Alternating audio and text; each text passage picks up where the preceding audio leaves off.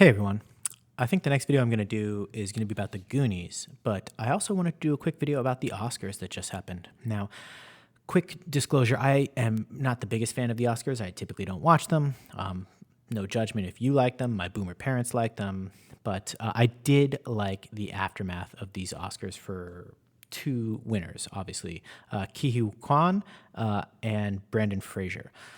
Now, first of all, this Oscars was easy to be better than the last Oscars. Last Oscars sucked.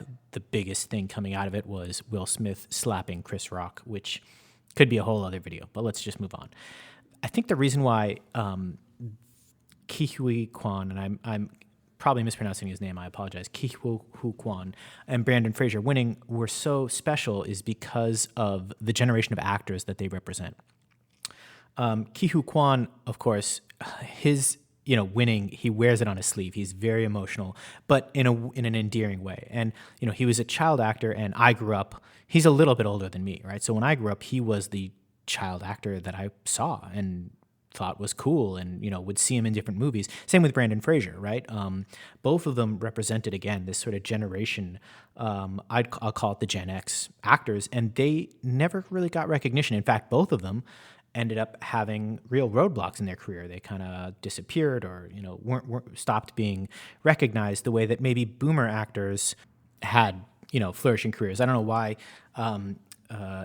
Sean Connery comes to mind, but I'll just use Sean Connery, right? Like Sean Connery, and maybe it's because you can go from Sean Connery to Ke Huy Quan through Indiana Jones movies, but he was an actor who throughout his career was kind of recognized. There weren't any lulls, but both Brandon Fraser and Ke Huy Quan had these roadblocks. And of course, it was amazing to see Harrison Ford give Ke Huy Quan the award, or when, the best movie award when they embraced, and Brandon Fraser as well, right? During his acceptance speech, it was emotional. Neither of them were afraid to kind of acknowledge the road that they took to get there,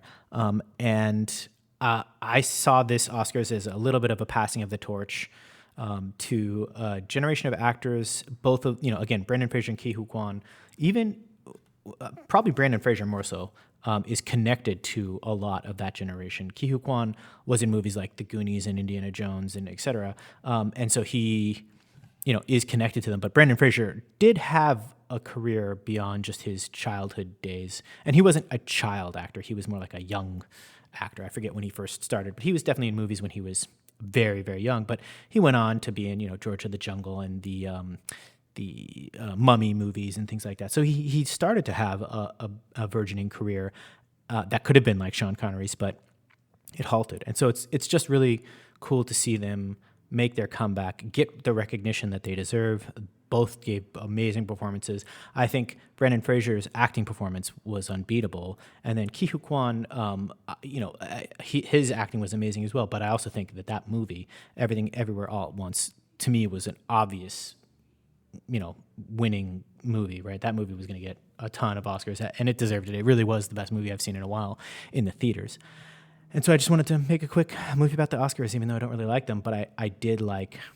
One, nobody got slapped, and two, I don't care about Jimmy Kimmel, all that. I don't care about the dresses, all that's boring.